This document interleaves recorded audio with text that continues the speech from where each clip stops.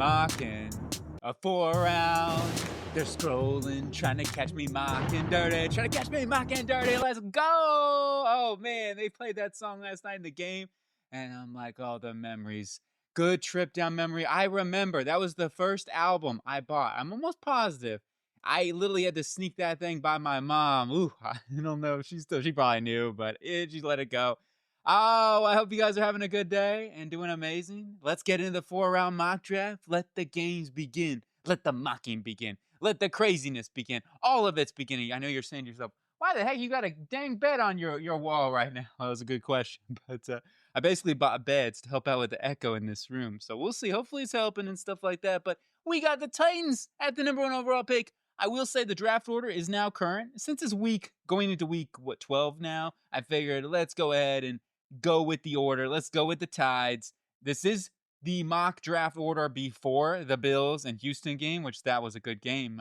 It was crazy. The Hunter and Mr. Anderson were going wild. But this is a different team. We're talking about the Titans of the industry, and they're trying to get back onto the top level of that industry. Going Makai Lemon at number 1 overall is a shocker. You're saying, what? You are crazy enough with the bed. You're crazy enough with trying to rap and do mock and dirty. Now you got a wide receiver, number 1 overall, Makai Lemon. I am such a Makai Lemon football fan. This guy, even though he's a little small, he is mighty. He's so shifty. He's so difficult to bring down after the catch. I think his route running is fantastic. His play above the rim is unbelievable for a guy his size. And he reminds me of the Jackson Smith and Jagbas, the Emeka Bukas. I just don't know what else there is to say about Makai Lemon. He's underrated considering this wide receiving class. You talk about the guys like Jordan Tyson and of course, Cornell Tate. Those guys are fantastic as well. But I think Makai Lemon is certainly right there. And for me, he's my number 1 guy. I love Makai Lemon. Huge fan. USC wide receiver. Had to do a little explanation there. Maybe a trade back. There are no trades in this. Just to keep things a little simple classification, I go ahead and just take him here number 1 overall. You got to get a playmaker in the offense for your quarterback, Cam Moore. Determine, is he the guy? And then you get Avion Terrell, the Clemson corner. I had to do a double check there. I saw Avion Terrell. I'm like, did I misspell his name? Am I bugging? Is it an I before an E or an E before an I? Or all those vocabulary things coming back to me in the school days. Self-conscious over here. But no, let's go Avion Terrell coming into the secondary. They need somewhere else there. I mean, they've really gutted their secondary between trades and letting go of players and stuff like that. You have right now with Jalen Armour Davis, Darrell Baker Jr., and Marcus Harris in the slot. So their cornerback room certainly could use some much-needed in talent there. And Avion Terrell, whether you put him in the slot or on the outside, I'm cool with it. I think he can play on the outside. I'm not worried either which way. Avion Terrell, big upgrade in the secondary. And then Babacar Toure from Notre Dame, the Golden Domer. Edge rusher who, a lot of talent, a lot of talent. Been watching him a little bit lately, and somebody that could rise up boards. We'll see if he ends up coming back because he does have another year of eligibility. If he does come out, though, I do think he's going to get some hype here really, really soon. So that's something to keep an eye out on because he's really, really a very athletic pass rusher and somebody that is very solid in run defense, too, right now, especially for a guy his size. So we'll see what happens with him. He needs to get better as a pass rusher and more power profile to him. But he is still a very young player, and I expect him to get better in that department. It's not something, I guess, overnight you just automatically become super powerful unless you're Popeye. Logan Jones going to be the center of the developmental of the future behind Lloyd Cushenberry, and he's struggled quite a bit. So I think that is an area we need to try to upgrade on this interior of the offensive line. Logan Jones can be the future snap signal caller up there for Cam Ward up in the center. Good center is important. On to the G-man, Arvell Reese. We're going to go take a couple of Ohio State cats, and as well as getting Jermaine Matthew Jr., that defense has been fantastic. Some of these guys right here, because of that, Arvell Reese. I don't care if you have to. This is a tricky one because you're saying to yourself, well, what are you doing? Because we got all these edge rushers. Well, in this case scenario, he'd play more of a hybrid role, and linebacker would be his first and foremost position.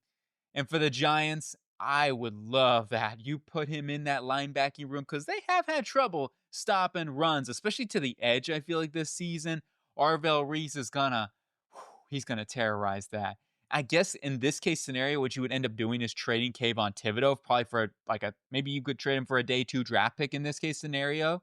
And then you have Arvell Reese, of course, Brian Burns, and Abdul Carter is kind of like your And as I said before, Reese would still be out there. He'd play linebacker in some roles. He'd play off the edge in some roles. You kind of get versatile and roll it around like that. I don't know. It's just best player available. That's really what I'm looking at here.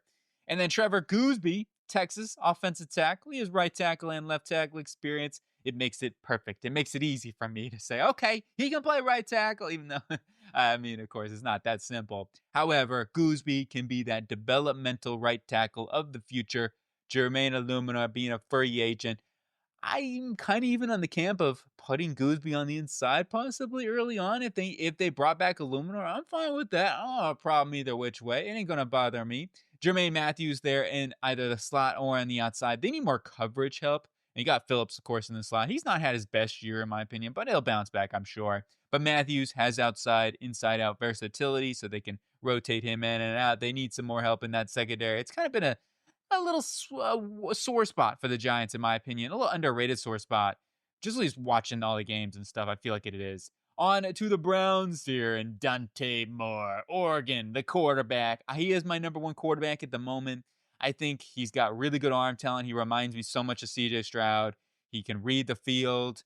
There'll be some times under pressure. You want to see him get a little bit better. And I think we're going to see more of that in the bigger games very, very soon. And that ultimately is going to determine whether or not he comes out.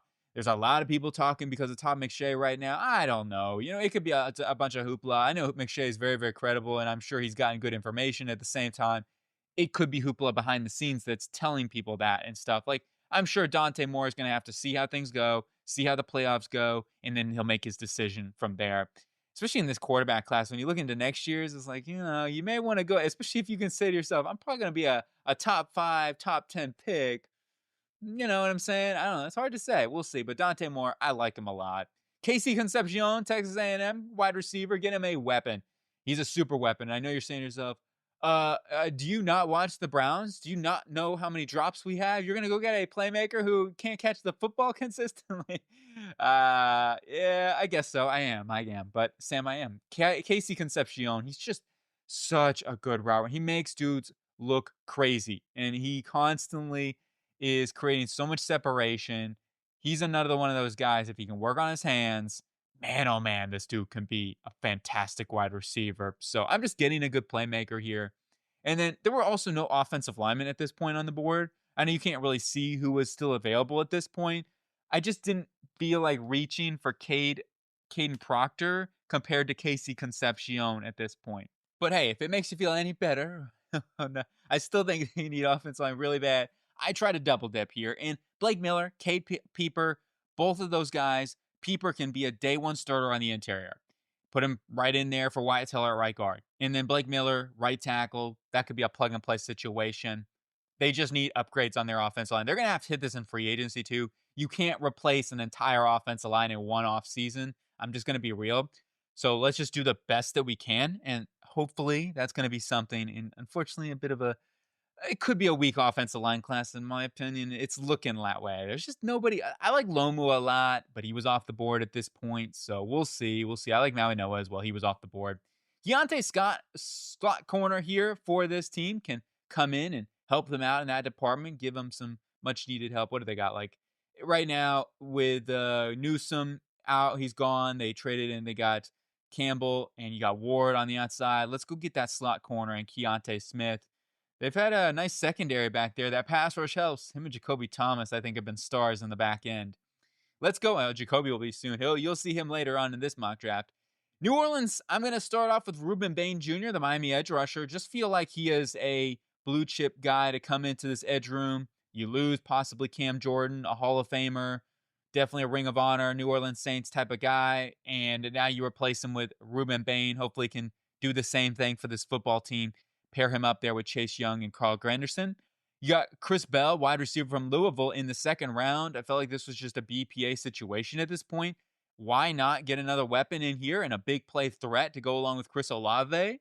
And then we got Kalen Rutledge. A little surprise, a little sneaker up here. I've been watching a little bit of Georgia Tech offensive line. And I'm like, ooh, Rutledge is a good football player. Decent mover as well. I think he's a very controlled guy and somebody that gets to the second level with ease. So I'm going to take Rutledge here, and he can plug in right away either for Ruiz at right guard or you try him over at left guard, figure it out, put Ruiz at left guard. I mean, I think they may want to move on from Ruiz personally, but it is what it is. They need to improve the interior of the offensive line. Rutledge can be a start of that.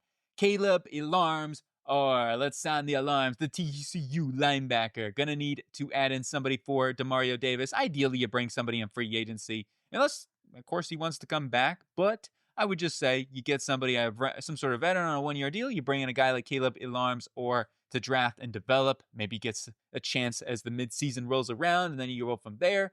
And then we got Wayman Jordan, the running back from USC. He's a bowling ball back that has super strong contact balance. They need to add somebody else in there besides Alvin Kamara. And one thing is that you have to think about is, unfortunately, is the injuries. And I was trying to stall to see if I could remember Kendre Miller. I was blanking, like Miller. What's his first name? I couldn't stall long enough, but it's Kendre Miller. I was like, oh, man, geez Louise. Anyway, we're going to go ahead, get some help there because Kendre has been injured quite a bit, and they need to think about that running back room anyway. And this is the spot where I felt like there was a lot of value to do that. Let's go on to the Jets. Jets. Look at all these picks that we have to select from. First up, Fernando Mendoza, the IU Hoosier. Let's go. As I'm a Jets fan, I love IU. I'm a Hoosier grad. We bring in Mendoza in here to be hopefully our signal caller of the future. Boy, I would love to find a quarterback where we don't have to keep drafting a quarterback after 3 or 4 seasons. And Mendoza, I just feel like he is the highest floor in this draft class. I still like Moore a little bit more, but anyway, there's no other good way to put that, I guess. But Mendoza, I really like as well, and somebody that I think could be our Chad Pennington, as long as he doesn't have the shoulders situation. Caden Proctor was a different selection for me, but to me, the Jets have had a problem on that interior. Yeah, we've had injuries, and that has been part of the problem for sure. I still would say, though, that the interior of the offensive line, because you could plug him in right away for John Simpson. Like, that's something this team could do after the offseason. So put Proctor in over at left guard. I would love to put Proctor in at guard. You have this mammoth offensive interior lineman to build a great running back. You put him next to Tip up there at center, put Tip. Or you could bring Myers back, too. I'm not against that at all. No matter what, like, we need depth on this offensive line, too. Elijah Vera Tucker is a free agent. And the injury risk that he's had, too, that's the thing. Like, even if you bring him back, you put him at right guard, you have Tip at center, that left guard position, Myers could be your swing interior offensive lineman. That's kind of what I'm thinking right now. Proctor, we do have a void. This is an underrated need, in my opinion, for the Jets, and it has been a problem. Our offensive line is going through growing pains right now as a young offensive line, too. So it's partially that as well. Maybe you'd say a veteran would be a better approach here, and I'm not against that either. But Proctor would be something a little different, and I'm for it. I don't mind Proctor. I just don't know if I love him at tackle. He is going to be more of a developmental guy, and you wonder about some of that redirect ability at the next level. But he's got some woolly mammoth ability. Maybe our Makai Becton 2.0 pick, but this time put him at guard and roll from there. Denzel Boston, Washington, wide receiver here, going to be the selection in the second round, trying to get another weapon in the offense with Garrett Wilson. I think will be a really good complementary skill set. Really strong hands with Denzel Boston. TJ Parker, Clemson edge rusher. Edge rusher is also a need for us. Our edge rushing position has been very up and down throughout the season. Yeah, we're good versus Cleveland, but who really isn't? And even though Will McDonald definitely has been a really good sack artist, and also Jermaine Johnson's looking better and better as he gets healthier and healthier. That is something, though, both of these guys are going to be coming up into contracts. We got to determine who we want to bring back and all those sort of situations. So that, to me, is why you bring TJ Parker here in the second round and get yourself that number 3 pass rusher and possibly your number 2 pass rusher of the future. Finally, we go Bear Alexander from Oregon. I'm a Ducks fan, so I had to do something here, right, I guess. But Bear Alexander is a guy I really like. I've liked him since USC days a ton. I think I put him in a first-round mock draft one time at the preseason. He's just got so much raw potential. He's finally starting to get it together. Oregon, they've done a good job developing and everything like that. Trench guys. Bear Alexander has been, I think, their best interior guy. I know Amari Washington comes up, but Bear, to me, has been a really good football player for that Ducks defensive interior. Now we go on to the Raiders. We're going to take Gerard McCoy. We're going to get to that quarterback pick here in a second because I'm sure people are going to be going over about it right now and have some opinions. But Jeremiah McCoy, their secondary is not good, so let's address it. McCoy, to me, is the best cover corner in this draft. the injury situation is something they're going to have to really look into. But it is an ACL, and recovery is something that is very much acquittable, I guess. That's probably not the right word for it. I don't know. What do you lawyers think? But we need to address the secondary, and McCoy can help them out hugely. And then we got Kamari Ramsey, the safety from USC, one of my favorite players in the draft. Just somebody that I think can be a day one starter, a plug and play guy, and maybe doesn't need the high end traits, but I think he's a very cerebral guy. And that's exactly what I'm looking for at the safety position. And he's not the most athletic guy or anything like that either, but he's just from top to bottom, somebody that's a no nonsense football player that I think can have a long career in the NFL and also help improve that secondary room because Isaiah Polamau has not had the greatest season, unfortunately. I thought he was going to play better this year, but he's really struggled. Elijah Surratt, Indiana wide receiver, going to be that outside force for your quarterback, Geno Smith. And yeah, I know, quarterback is such a big need. I get it. They've got a lot of money. Maybe they can address a lot of things in free agency. But for me at the moment, I still would say you take a full season, you bring in some talent in the draft, you got a lot of draft capital, and then you go into 2027 with Geno. Maybe you'd struggle again, and you get in on a Julian Sand and Arch Manning or whoever returns, and then you go from there. Darian Mensah could be somebody too. Like, there's a lot of guys to watch out for. And I'm not just saying, oh, next year's draft class is better or anything like that. Just simply from the roster, I just don't know if they're ready yet. That's where I'm at. I think this is a team that I don't feel comfortable drafting a quarterback in the first round and passing up on a talent where it's like I feel it can come in and really help out this football team right now. And then we got Cage Casey from Boise State, the left tackle. I think he moves inside to guard, but he's a really athletic mover. He probably said he's 6'3", 240 pounds. You got an offensive lineman. That would be interesting. You're like, you better be athletic. You better be able to do crazy stuff at the second level because that's the only way they're going to be able to use him. But hey, you never know what they're feeding these kids nowadays. You could be 240 pounds and just rock up these 300-pound defensive linemen. It wouldn't shock me if in a few years, maybe 10 years down the line, like that's the standard, the gold standard for offensive linemen. They all end up being these wide receivers playing offensive line or something. I'm going to get Cage Casey, though, to at least address one position on the offensive line.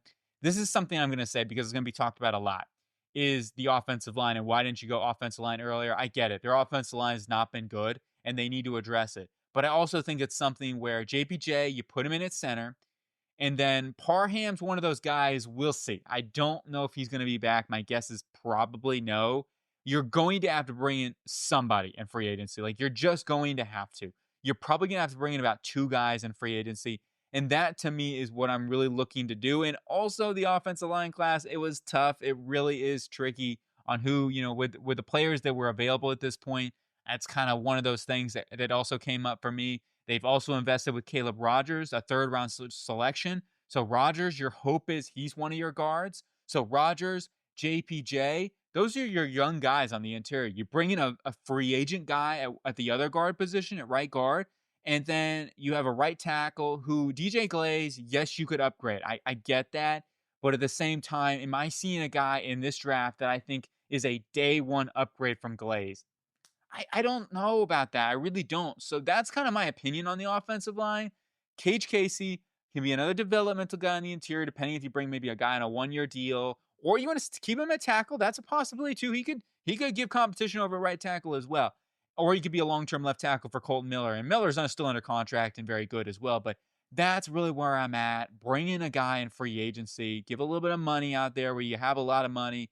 Bring in the best right guard you can and go that route. Moving on to Trinidad Chambliss, the quarterback pick for me. I like Chambliss. I really do. He is a fun player to watch. He doesn't maybe have the NFL wow size or anything like that traits, but he's got a whip of an arm. He definitely does. He's got some good velocity, and he'll make plays. And it just seems like consistently he'll lead that team down and just puts up points. You go back to the Georgia game in the fourth quarter, stuff like that could come up. We'll see how things go in the playoffs because Chambliss is one to watch. The size is definitely a concern. I get that. But, boy, he's a fun player to take here on day 3. And then Cleve Lubin, Louisville, edge rusher. Get them some more talent off the edge. Besides Max Crosby, they don't really have a whole ton.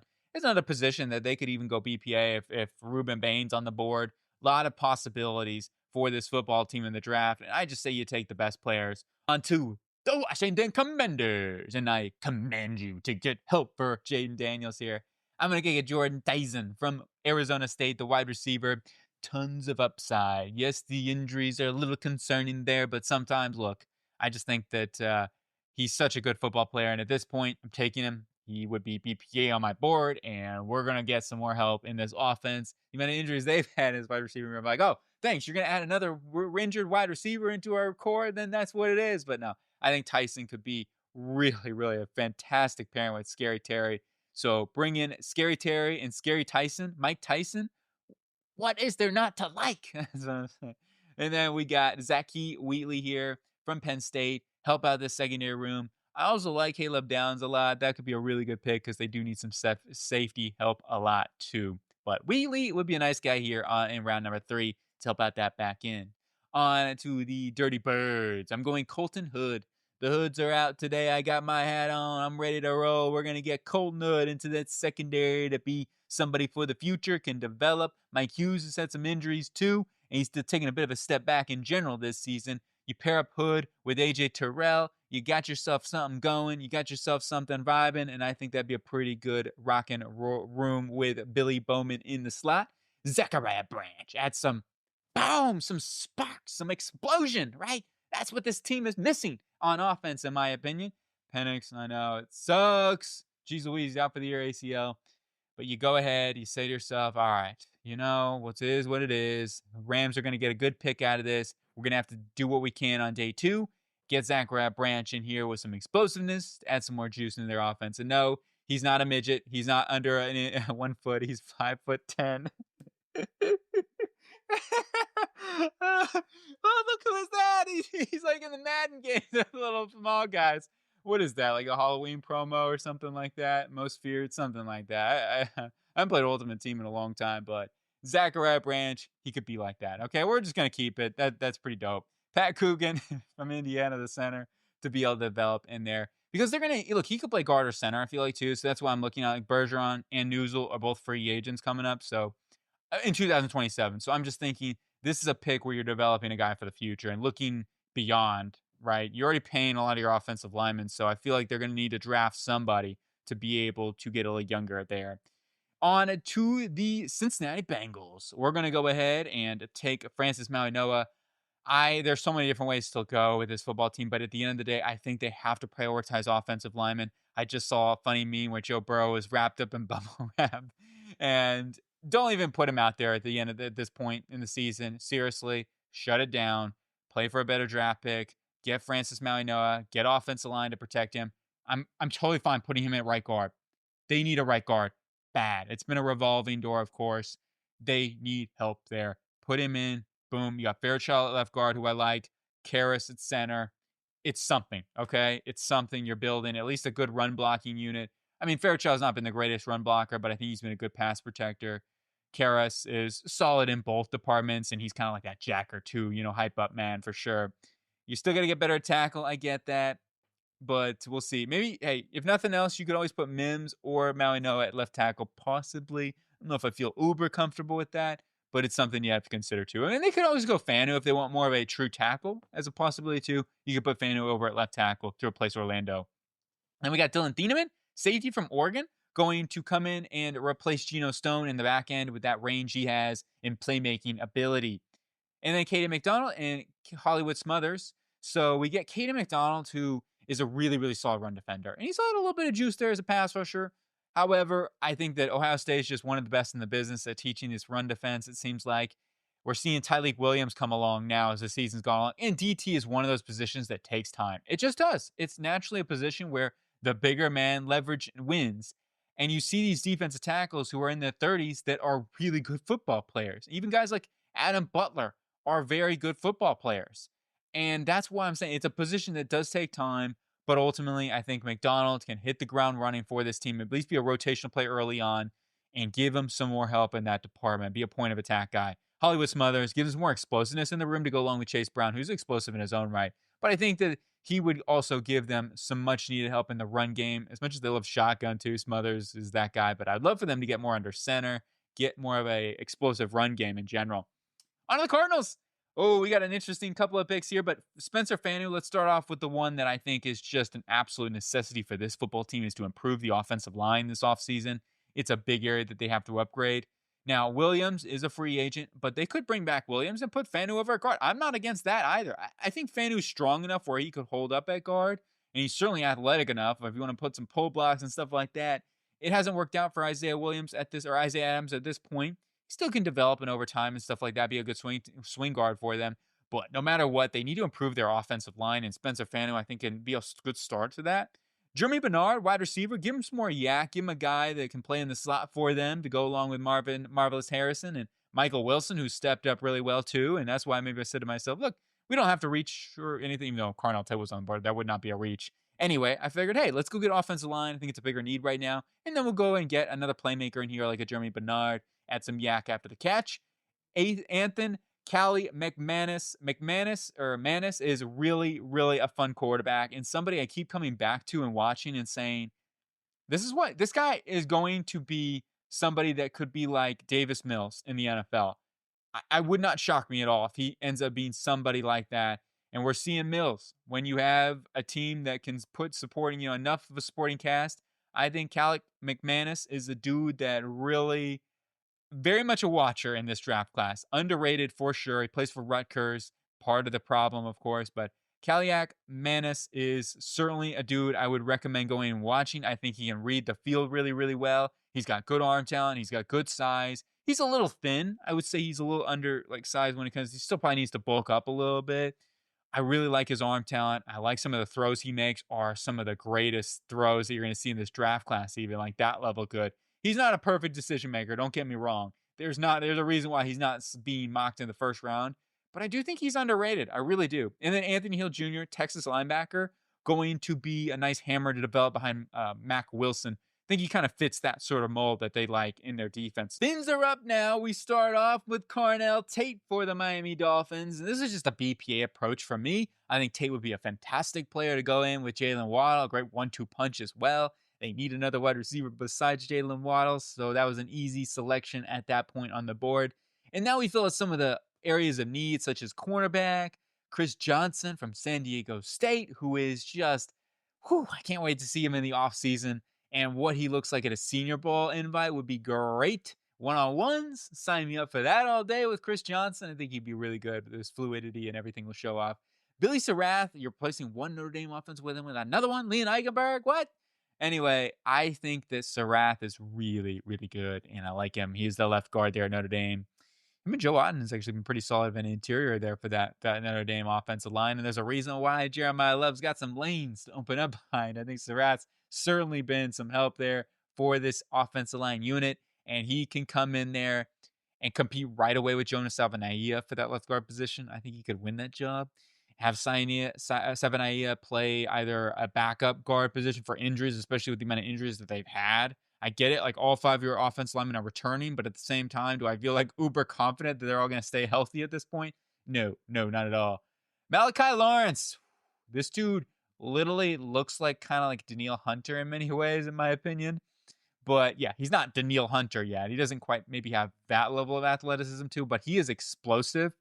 And he's got that rip move, like Danielle Hunter, that outside edge, where it's like, man, Lawrence is a fun prospect to watch out for. So let's at least bolster some talent. I know I don't want to go through. I've just been watching a lot of Danielle Hunter lately. So it's kind of like one of those things. He's been insane.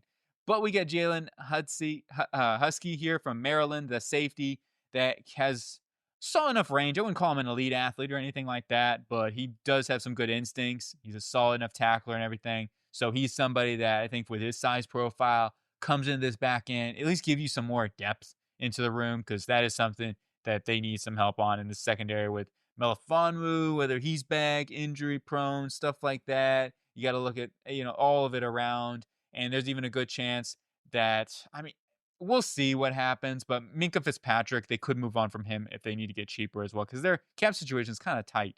We need to invest in safety, in my opinion, at least somewhere in this draft. And then Terrence Carter, Texas Tech, extremely athletic. One of these tight ends that after the combine is going to be talked about probably a lot. If he does declare, he's still, I believe, an underclassman or like a junior or something like that. Super athletic. and he definitely could test out of the water. He doesn't have like an insane frame, but I think he's got good enough length.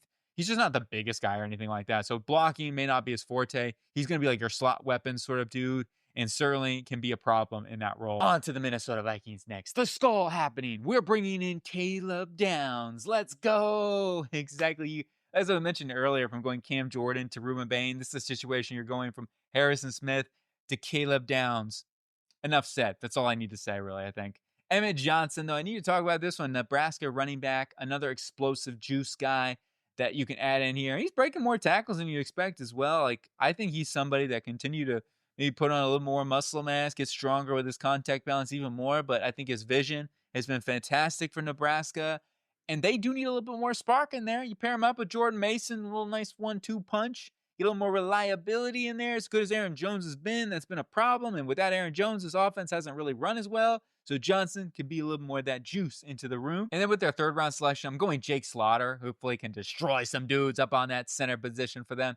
They have to look at it. Ryan Kelly with the concussion situation. Certainly very, very dangerous and want him nothing but the best. I love Ryan Kelly. It just comes down to got to think about that center position here. And then Davison Igabanosin, the cornerback from the Ohio State University. Give him more oven mitts. Like he needs more and more oven mitts. Just tons of oven mitts all day, right? But he's a super talented cornerback that if you can get some of that grabbiness out of there, and not to mention with Flores and his blitz-heavy defense, this is the one area I do think that Igabanosin could really work out. And yes, they do play a lot more like off zone and stuff like that as well. Like, so maybe, it's not going to be 100% perfect. I'm just trying to look at getting another cornerback who can be more of an outside cornerback that you can move Murphy into the slot possibly full time and put Rogers. So you have Rogers, Murphy, and then maybe Igabanosin as your rotational corner when you're not playing Martellus, or if you want to move Martellus more into like a hybrid role, because Martellus isn't great in coverage. So like they could put in, especially in coverage situations, put Murphy in the slot, have Igabanosin, but he can be like the Jeffrey Simmons of what they wanted him to be, right? That's kind of my view on this pick here in the third round. So yeah, let's go on to the Cowboys here. We're going David Bailey, the edge rusher from Texas Tech.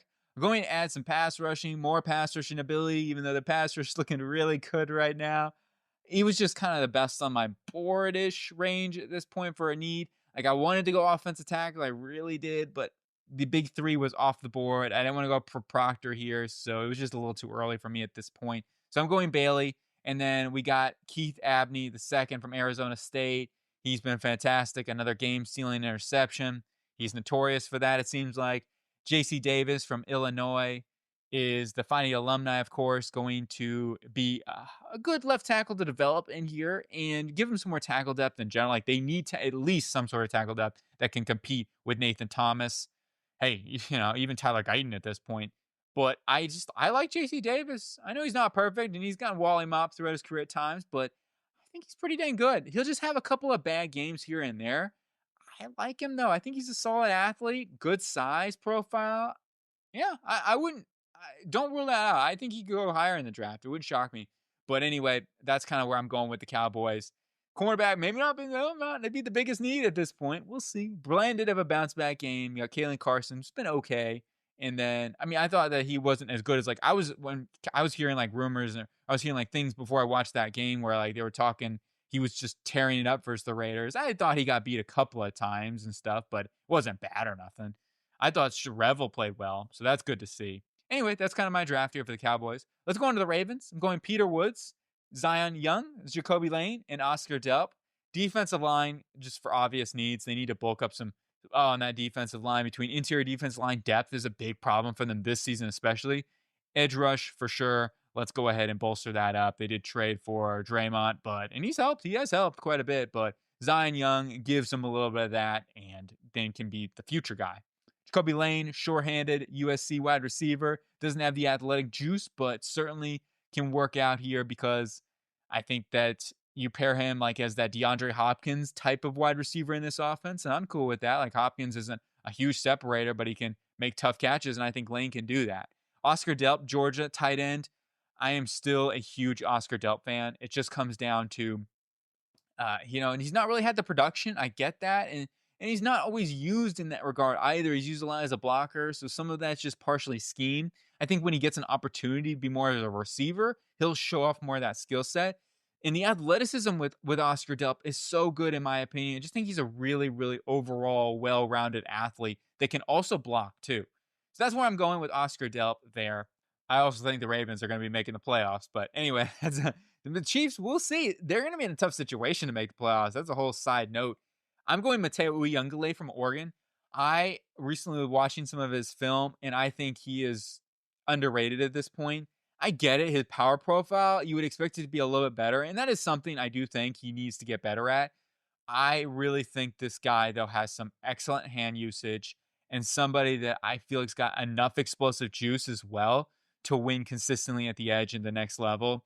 He really is a guy that I would pound the table for. I like Uwe Ungale a lot. I'm shaking the table a little bit if that works enough. But Uwe Ungale, I think this team needs more edge talent. They need more pressure on the quarterback consistently. So let's go ahead and try to rock up that pass rush a little bit more. Emmanuel McNeil Warren, from Toledo, the safety there, is going to be a nice little safety. If they don't bring back Brian Cook, you can get some help in there because Hicks can play a multitude of roles as well. And so can Warren. Like, that's the thing about Warren. He's not just a box only guy or anything like that. He can play in the back end, roam. He's got enough athleticism to go pretty much sideline to sideline. He's got tremendous wingspan and size too. And really, really overall like his game. Very smooth guy for his size, especially.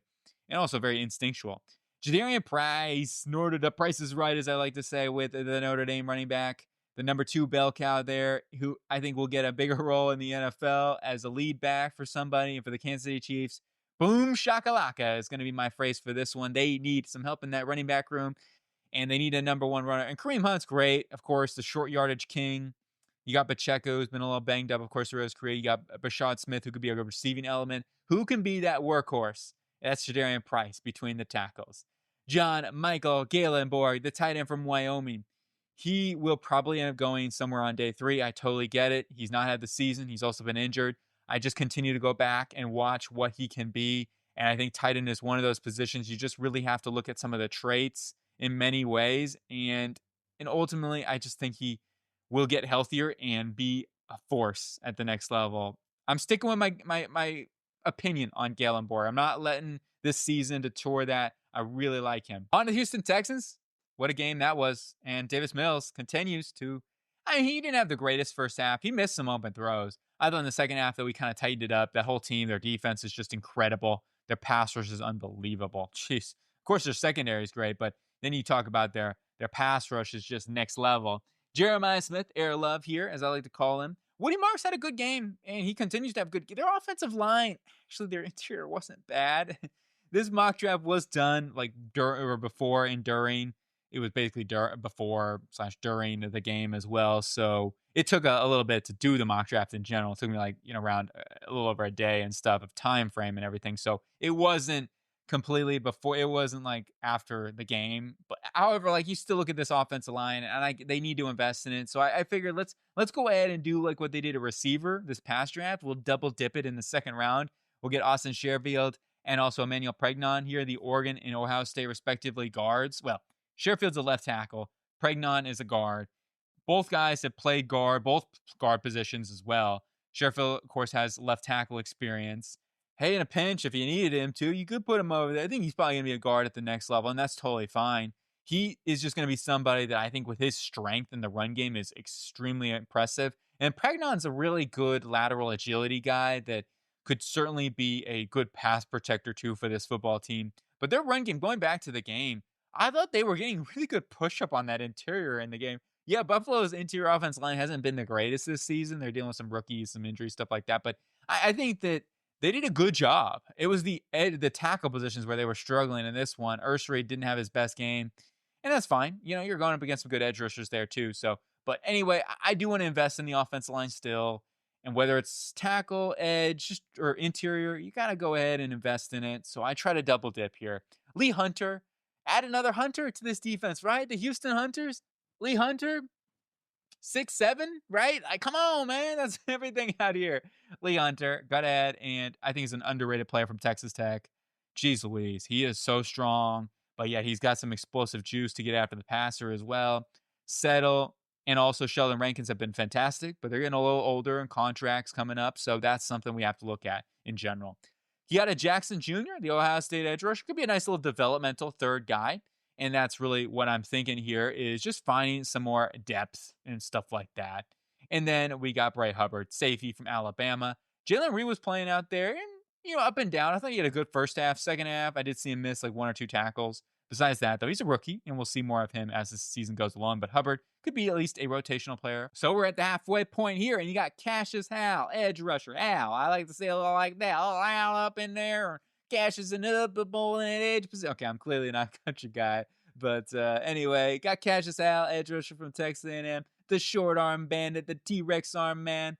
I think he is. Just don't even worry about some of that stuff. If there's anybody I do think could be an outlier, I think it could be Cassius Hal. Very good football player. And maybe he will be like a Jerry Hughes. It wouldn't shock me. I think his football play is as good as that here. And even going back to the Bowling Green days, huge fan of him. So let's go ahead and boost him up on the edge. I did think about Sonny Styles here. I'm not going to lie. Sonny Styles would also be a fantastic. And strictly BPA from an NFL projection, I think Sonny Styles would probably be a better pick.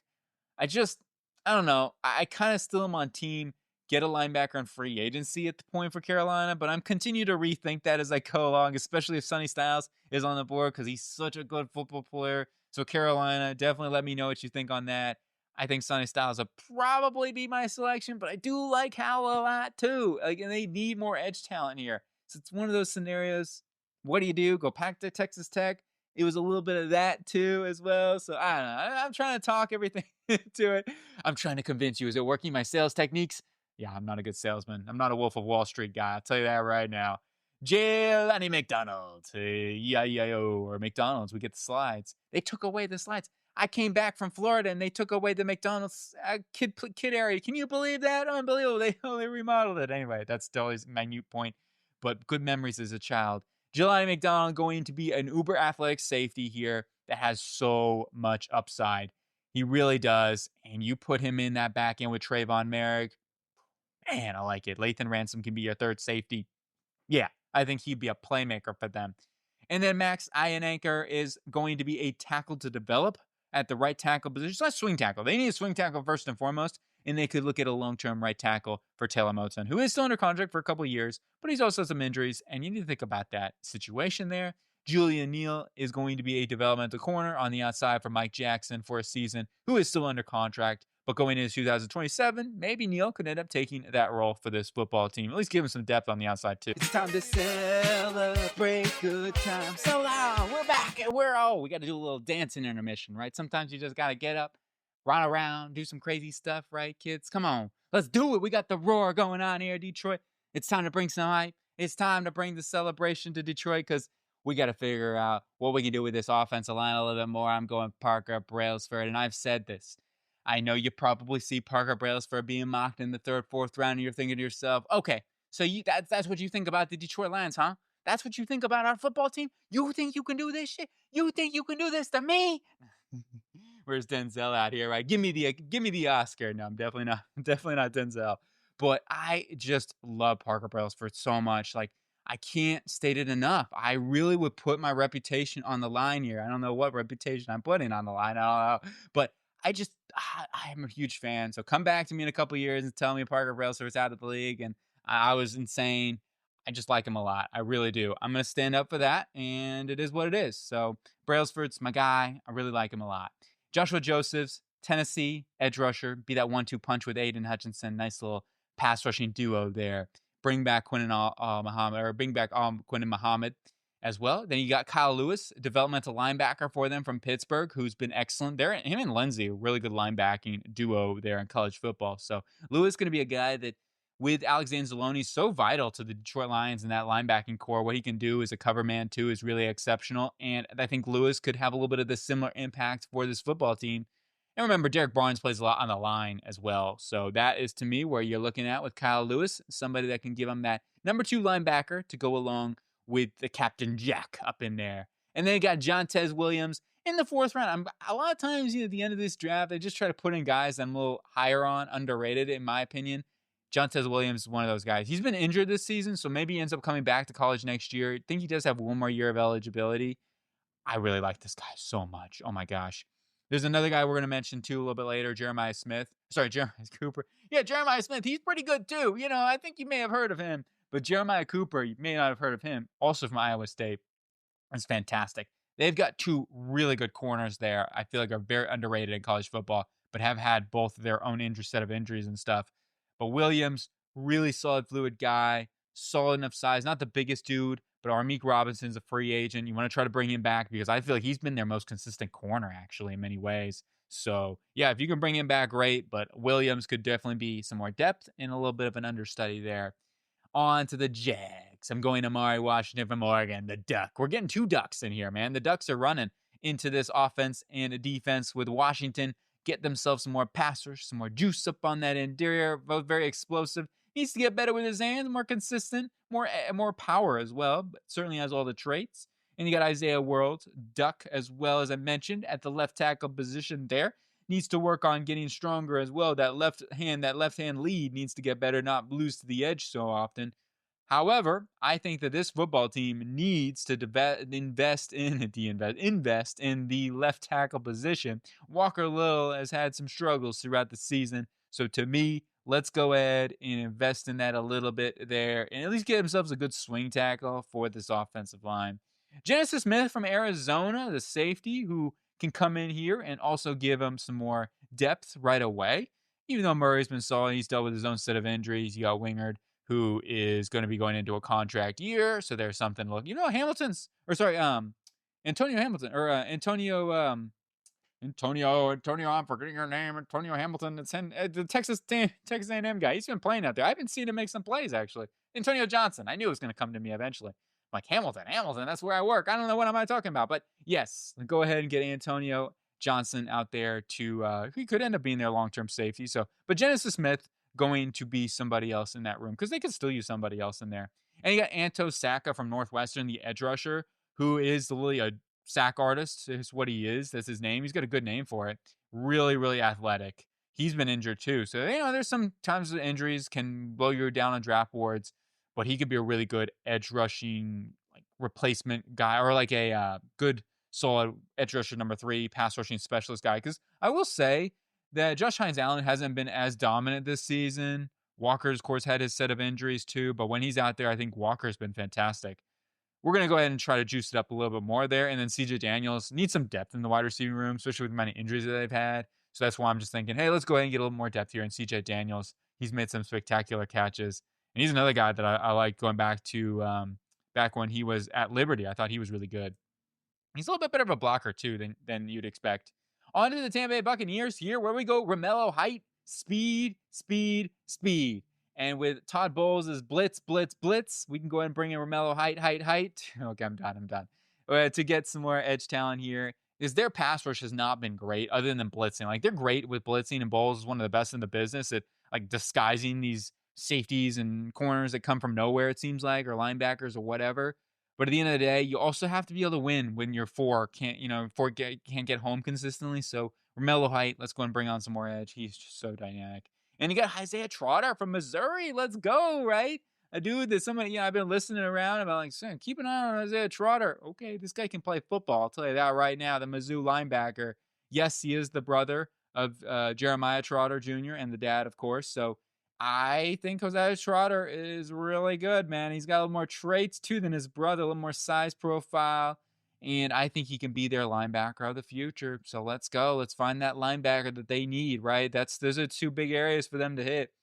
Then we go get Michael Trigg because besides Cade Otton, there just hasn't been a whole ton of production at the tight end position for this football team. Then Trigg will give them more receiving production at the position. I'll tell you that right now. Yeah, I mean, Payne Durham's fine. He's a good blocker and everything like that. But they could really use another production guy. And Otton's a free agent too. So there's that to think about. Michael Morris, just comes down to the injuries that they've had this season. We need to invest in the interior / offense line in general. They need a swingman really, really bad. On to the Pittsburgh Steelers here, where you can tell I'm building my collection up in here of all 32 NFL teams. I'm on the hunt this Christmas holiday season to do that. I've been saving up and trying to work really hard. So hopefully we're going to get there. I've been looking around price points and stuff, but they're not cheap. But I just said to myself, I've had white walls all the time. And I'm just kind of tired of it. You know what I'm saying? Sometimes you gotta do more of this stuff. And I said, okay, let's be a little more sophisticated. No, I mean, that's not what it was. It was just simply, I love, man, they're so cool. I don't know. I think they're so cool. And it's something like you look at each day and you're like, dang, that is just, it's wild. But going back to this, and that was the first helmet I bought too, was the Pittsburgh Steelers.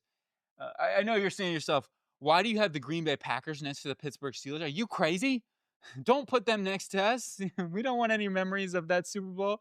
Anyway, trust me, I will move that. Once I get all the teams, I'm going to put them up by conf or by division and everything like that. So we'll see. But anyway, we're still trying to work towards that. Brennan Sorsby in the draft is going to be the first pick here. I love Sorsby. Every time I watch him, it's just one of those things. I think one thing too that separates Sorsby is not just his arm talent and athleticism, but with his arm talent is that he has that touch that you need too. Like he can rip a fastball, but he can also layer throws really, really well. His accuracy, especially over the past couple weeks, has been disappointing.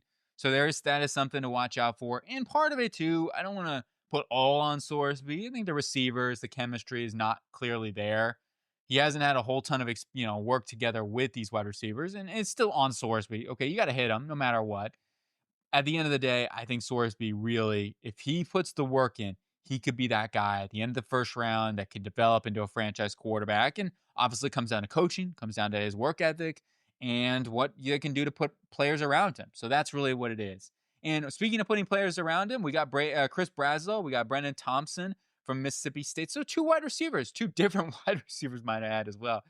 Brazel going to be more that bigger body guy, and then Thompson going to be more that shifty slot guy to go along with Roman Wilson in the wide receiving room. So just trying to add some help in there. We got Brian Parker to go on the interior. Remember, Isaac Seumalo is a free agent after this offseason, so just trying to invest on that interior. And then we got Brent Austin, probably the best one of the best cornerback duos in college football right now. I mean, Notre Dame's got a good one, but I think Cal's up there for sure. And Austin and Massis, oh man, you're going to see Halakai Massis here soon as well in this mock draft.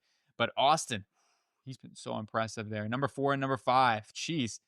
Not 6'7", it's 4'5" over out here in Cal. They have a great cornerback duo, and Austin is that dude to watch out for in this draft. And then we got Keon Sabb to add into the back end to give him some more depth there. Remember, Ramsey's had to play free safety this season. Injuries in that part, right, with Deshaun Elliott injured. So there's, partially the reasoning. But Cole Brevard to finish up the draft, the Texas interior defense lineman, just to give him some more depth on the interior, because it is something that I feel like they could use a little more depth on the interior front. It's such a big, vital part of that steel curtain. On to the lightning bolts here. The Los Angeles Chargers, we're going Chase Bisonta as offensive guard. It's such a big need. Even if you have to reach for it a little bit, I'm fine with that. I like Bisonta's a lot, plays left guard at Texas A&M. And you see him in those true pass set situations. He's just so good with his hands. I think he's got the best hand technique in the interior offensive lineman. I'll just say that. Him and Brailsford's really good with his hand technique too. So I would say Brailsford's right there. I still like Brailsford more than Bisontes, but Bisontes is also very, very good. Christian Miller, Georgia defensive tackle, at this point was a BPA pick. And they could still use some more help there. And I really would love a pass rusher. And Miller can get after the quarterback. I wouldn't call him like Caleb Banks or nothing like that, but he definitely can get after the passer. And he would be a good complementary skill set to Caldwell and also Tart. So you got those two guys in there on their interior defensive line. You pair them up with Miller. You got Jacob Rodriguez and Bryce Foster to round out this draft for them. And Rodriguez, Heisman possibly, right? Who knows? Let the glitter fall. But he would be a nice little guy. And at this point, too, Junior Colson hasn't really worked out. I know he's dealt with injuries and stuff like that. But I do think that they need to invest in the linebacker position to find that guy next to Deion Henley. And then we got Bryce Foster, as I mentioned, to be their center developmental guy. You got to go ahead and invest in the center position. I actually kind of wanted to earlier. It just didn't quite work out with the players on the board and where kind of everything felt. Maybe some teams took center right before them or whatever, this and that. But Bryce Foster, I like Foster. I really do. And yeah, he's not perfect or anything. I wouldn't call him an insane athlete, but he's got some really good strength. And he can certainly open up some lanes in the run game for Mari Hampton. San Francisco 49ers here. We just talked about Caleb Banks. Here he is from Florida, coming off the board here. And I think that Banks is the best pass rushing defense tackle in this draft. And I would actually take him personally over Peter Woods if it weren't for the medical things. And just strictly from pass rush situation, absolutely. 100%. I feel like he is one of the best in this draft. And he is, to me, the best in this draft class pass rush wise. He gives me like little Gerald McCoy vibes up on that defensive tackle position.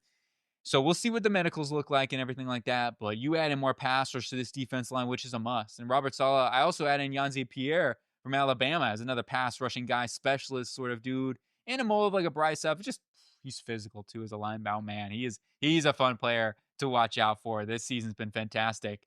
And then offensively wise was our main selections with this. We got 2 offensive linemen, Carson Hinsman from Ohio State and Austin Booker. Both guys are going to be developmental players for this football team. Booker at left tackle and Hinsman at center. Hinsman from The Ohio State University, a fun little watch out there. Not the most athletic guy, but he's strong, really, really strong. Omar Cooper Jr., right? The next Deebo Samuel. Everybody going to make you Deebo Samuel. I know, it is what it is. There's always, who's the Deebo Samuel comp this year? But Cooper, man, he's a fun player, and he's more than just a yak guy, too. He can make tough catches, as we've seen. And then Brody Foyley from Tulsa. Go watch this guy, man. He's a fun player. Oh, he's physical. He's got a great size, and he's a decent athlete as well. I could see him rising up boards very soon. Just saying. He'd be a good understudy there behind George Kittle and Tonjans and all that, right? So let's go. And then finally, Jonah Coleman, another physical presence to go along with Christian McCaffrey. Give him a little 1-2 punch break action. They need to build some depth in that running back room. And then on to the Green Bay Packers. We're going the big citrus. Dominique Orange from Iowa State. He is going to be definitely some much needed citrus in that run defense game. And just overall help out that defensive line. Bolster up the depth, of course.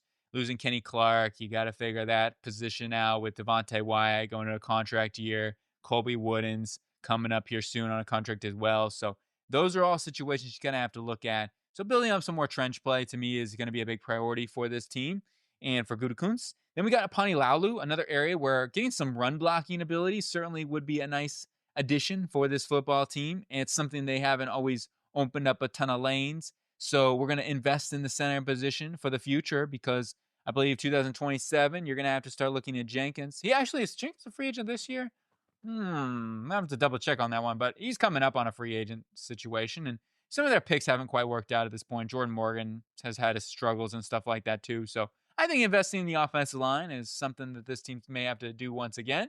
And then you got cornerback Will Lee III from Texas A&M, who's going to be a good little outside corner. Give him more and more of a true outside corner with Hobbs and Nixon and you got Bullard there in the slot. So, yeah, they've got their starters and everything like that, but they could use somebody a little more size in that room, plus with the upcoming free agents and things like that. On to the Bears. I'm going defensive line. I'm going defense. Just defense, right? Didn't go any offense here. I mean, I thought about going offensive line, especially like interior offensive line to get somebody could get a little younger, developing for the future sort of thing, because that is something I could see. I could see them going with a guard. That wouldn't be shocking if like they spend a 3rd or 4th round pick on a guard. But in this case scenario, I just felt like, well, let's go ahead and go Keldrick Falk in the 1st round at this value. I'm good with it. He'll be a good strong side end. Booker's been really fantastic. He's just been injured a lot, so that's been a problem there. AJ Halsey in the back end. Kevin Byard's getting a little bit older now. He's going to a contract year. As good as he's still been, that's something they may have to think about, right? And Brisker's injury history. He's been healthy though this year, which is good. He's played pretty well. It's been some ups and downs, especially in coverage. I feel like he's decent as a tackler and everything. Mateen Rogba from Wake Forest, going to be another pass rushing guy on that interior. He'll be more of just like a pass rushing specialist for them early on, but they do need some more pass rush in general in that defensive line position. So that's kind of what I'm looking at with this one. And then Justin Jefferson from Alabama, a little developmental. Hey, Justin Jefferson's a good name to draft. So there you go. But as a linebacking prospect, he's got a lot of traits you look for. Really good athlete, good size, and everything like that. So watch out for that guy right there, man. Looks pretty scary to me. Let's go on to the True Blue. And the Buffalo Bills, what happened? What was their offensive line? I don't know. Well, it was really Spencer Brown. He's going to have nightmares. He's going to have nightmares of the Hunter and Will Anderson. I'll just tell you that, especially Mr. Anderson. Like, he was giving him fits big time. But even when Danielle Hunter was going, it's just another disaster. He just had a bad game. It really was a bad game. I'm not going to look to replace him. I'm going Caleb Tiernan, who I would say you slide into the interior. David Edwards got beat on 1 rep, too. Was it Tim Settle who beat him, or was it Rankins? I forgot. It may have been Settle. I think it was Settle. Anyway, go ahead and get Caleb Tiernan in there as the left guard replacement for David Edwards. It will be kind of interesting on where Tiernan does play in the NFL with the short arms, but he's also really high up, and the leverage could be a bit of a situation too. At 6'7". We'll see about those things. But Tiernan is a solid offensive line guy. Maybe you can keep him on the interior. He can work against some of those odd situations. And when you got a tall quarterback, I'm not as worried about it. But, we need to go to the first round pick, the steal of the draft. Sonny Styles. How does he fall to this point? You're saying, yeah, I don't know. Sometimes foolish stuff happens. But Sonny Styles, maybe he picked his nose at the combine in this case scenario. Okay, yeah, maybe he picked his nose. The reporters saw that and said that, you know what I mean? Like he's unhygienic. So I don't know, I'm sorry. I think I picked my nose too. So it's okay, Sonny. It's okay. But Sonny Styles, I love him. He's a great football player. He's been one of those dudes that been super.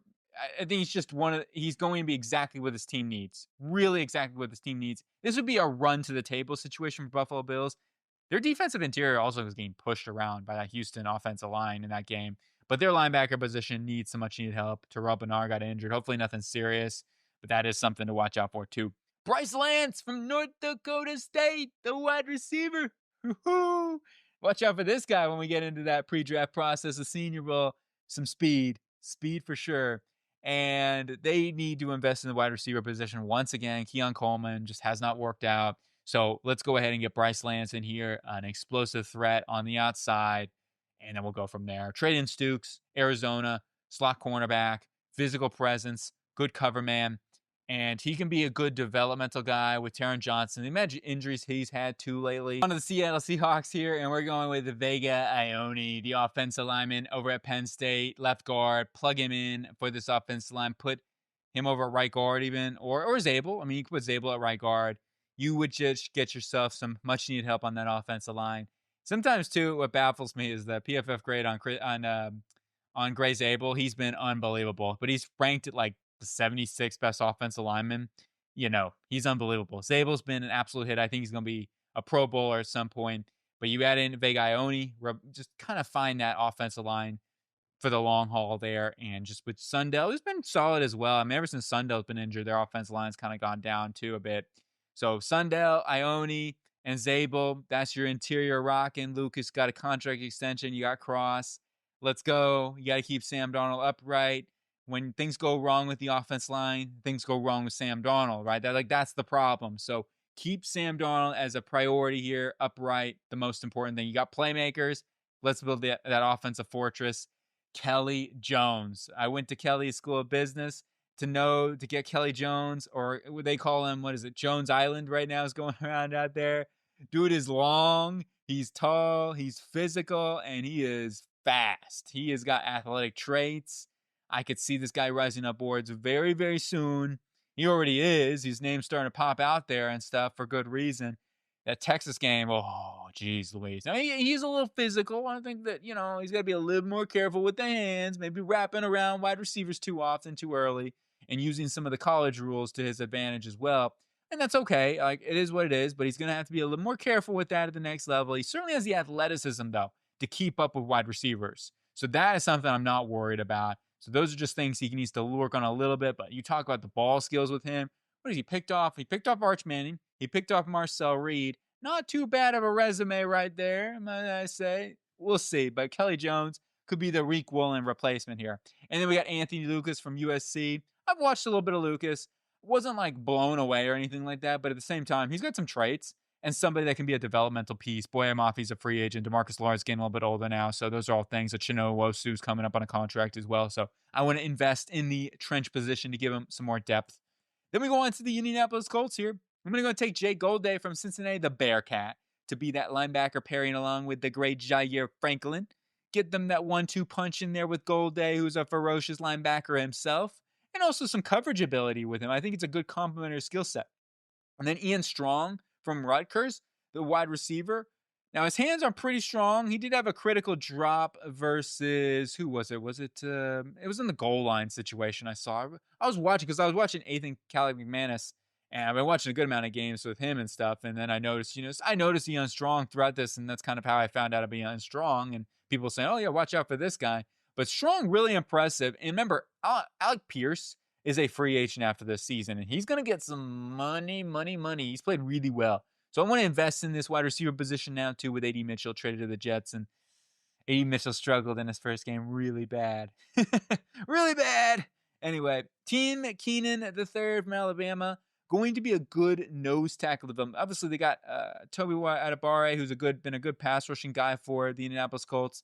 Now let's go get that run defending guy to develop behind Grover Stewart, who's still fantastic, of course. Grover's a key when when he's not there, that defense definitely struggles in the run. But Keenan has a lot of that run stopping ability. I think he's just going to be a really good run stuffer. So it gives a little bit more pressure as got Grover getting a bit older now, too. And think about the future. On to the Rams, going Caleb Lomo with their first pick. As I've mentioned earlier in this draft, I think Lomu is fantastic. I love his athleticism. I love his redirecting ability. I think he can hang up on an island, no problem, one-on-one situations. He oversets at times. You go back to the Romello height tape where he beat him on the inside a couple of times on some spins and stuff like that. Besides that, though, I feel like Lomo's really tightened up his game, and he's been really, really good this season. So Lomu is a guy that I feel comfortable taking with OT tackle at 1 off the board. And for this football team, yes, he is not played right tackle. So you may say, well, go get Spencer Fanu or Francis Mauigoa. I get that. But for me, I still want to just take the best offensive lineman. And I think Lomu was that guy. So that's why I'm going with Lomu. I really like him a lot. Ty Simpson, Alabama quarterback. This is where we take that chance on a quarterback. And Ty Simpson now off the board. Simpson, I've been watching him a lot lately. I remember I watched Parker Brailsford like every single game of Alabama. So I was really also watching Ty Simpson inadvertently. And I saw a lot of things that did worry me about Ty Simpson. So if you're wondering why Ty Simpson's here at the end of the first round, there are definitely some things I worry about. His deep ball accuracy is not very good. It's just not. He'll miss some easy throws too here and there. I mean, he sailed a dig this past week, like a mile high. So there are some things Simpson's really going to have to continue to work on as we go into the playoffs and clean up some of that stuff. Because right now, he's a fringe guy for me at the point where I would much rather take Dante Moore or Fernando Mendoza. I feel a lot better about one of those guys than Simpson. I'd take Sorsby over Simpson too, and I did. I took him in Pittsburgh. But at this point, let him develop behind Stafford, and you could go from there. And we got Hezekiah Massis, who I talked about with Brenton Austin. I think is a great combination at California, that secondary. Massis will give them some size, right, for a Killer Witherspoon type of replacement in this secondary, and his ball skills are fantastic. He's not an elite athlete, okay? I do want to say that. He's just not an elite athlete, but that's okay. In this secondary, it can work. It really can work. Exactly what this team is going to be looking for with that size profile and ball skills ability. And then finally, Eric Singleton Jr. This is something where I'm just thinking to myself, Tutu Atwell being a free agent, let's go and get a little bit of speed, gadget guy. And they've been playing a lot of like 12 personnel and beyond, 3 tight ends even. So for right now, though, I do want to still get in something because McVay changes up his scheme every single year. Like he'll play to the strengths of his team and stuff like that and do new things each year to keep things fresh. That's why he's the best or one of the best in the business. So we'll get Eric Singleton from Auburn, who's been really misutilized many times at Auburn. So there's that, but his talent is undeniable. Let's go on to the Patriots. Kenyon Sadiq. One you probably aren't going to suspect here. You think, oh, okay, Sadiq's probably going to go to the Eagles again right now. We took him before the Eagles got a chance. And Sadiq to the Patriots would be a fun pick because, to me, he's a good blocker as well in the run game. So it helps him out in that department. But as a receiving option with Hunter Henry, who's getting older now, and the impact, he's still very impactful. Austin Hooper's a free agent, so I don't know if they're going to be able to bring him back once again. That's going to be something to watch out for. But Sadiq would be another fun target who could be that big slot. Henry is your inline guy. I'm just saying it would be a fun little combination in this wide receiving tight end room for Drake May in this offense. Different. It's different, okay? And I just said, hey, this was a spot where I'm like, yeah, let's take Sadiq here. This is too good to pass up on. I'm not letting him go to the Eagles at this point if I'm New England, even though they don't play him really that much. R. Mason Thomas, Oklahoma edge rusher, get some more talent off the edge. He's been super impactful off of the defensive line. Impactful? Is that a word? Impactful. We'll do it that way. And then it's punctual. And we go ahead and improve the edge, though, here, get some more talent in there. And then we got Carter Smith on the offensive line. I think he moves to the inside, probably on the next level. I just don't know if he's got the consistency to hang out against like that outside power speed and stuff like that. But on the interior, I think he'd be fantastic. And go ahead and put him in at one of those guard positions. And that would also, it would allow Wilson to move back inside the center. Barton over from Utah, linebacker, going to be somebody can be developmental guy behind Ellis for a season, something like that. So you got Jelani Tavai and everything like that, but still, they need to add some more help into that room is my view on this. And then finally in the draft, I go Jeremiah Cooper from Iowa State. Just one of my guys. I have to throw him into the draft. I think he's so good. His coverage ability is fantastic. Not an elite athlete. I think he's undersized when it comes to his arm length is not incredible. But in the slot, I think it'll work. He's feisty enough in the run game where it can work out.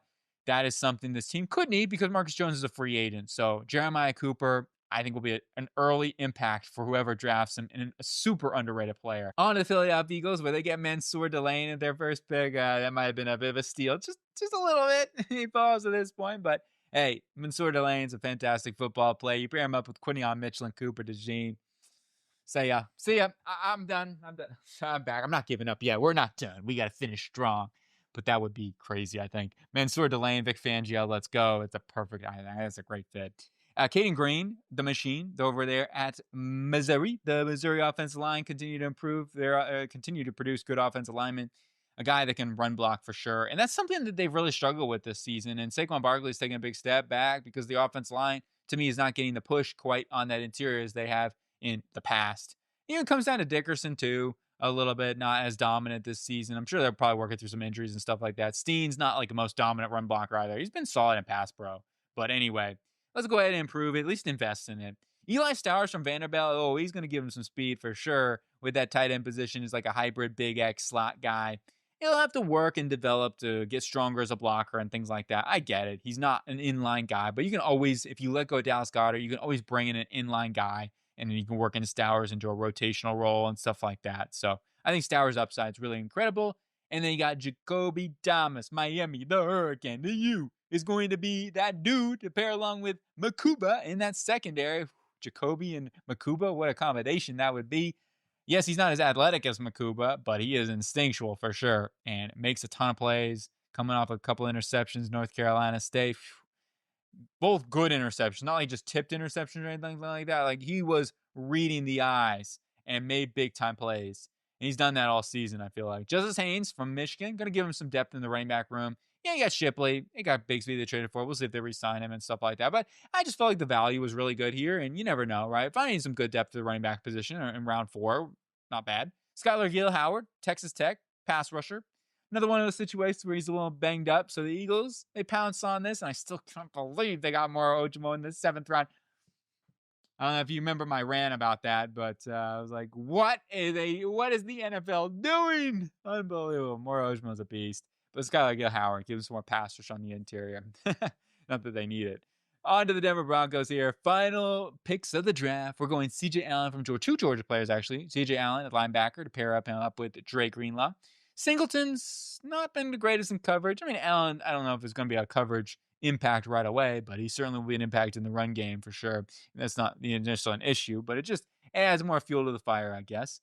And with the injuries, too, makes sense. And you got Drew Bobo from Georgia as well, who is another Georgia pipeline center. He's going to be really good, so watch out for him. Can end up replacing Luke Wattenberg for that center position. Justin Jolie from North Carolina State, dynamic threat there, tight end, another dude that can put the team on his back, right? Even with a broken leg, of course, sort of thing, right? The memes are coming out, really impact big time.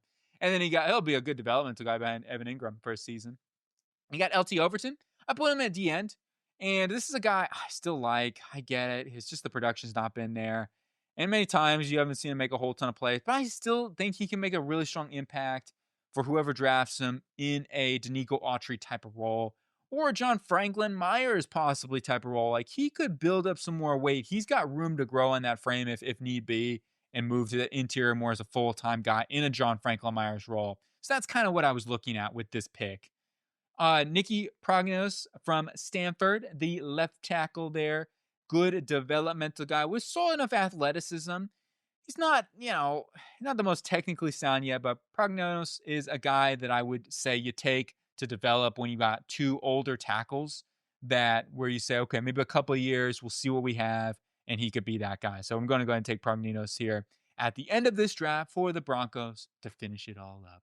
There it is. Let's go, man. I hope you guys have a really good day and enjoy. Let me know, agree or disagree on the mock on your football team. There's always some talking points, I'm sure, on what we could do differently. But that's the 4-rounder here. Let's go. Maybe we do 5-rounder here soon. We got the 5, 6, no 7. I should have gotten. Let's see, who's number 7 out there. I can think of a number 7. There's no number 7 in the thumbnail. That would actually be kind of cool. I may have to change that. But I hope you guys have a good day. I'll talk to you later.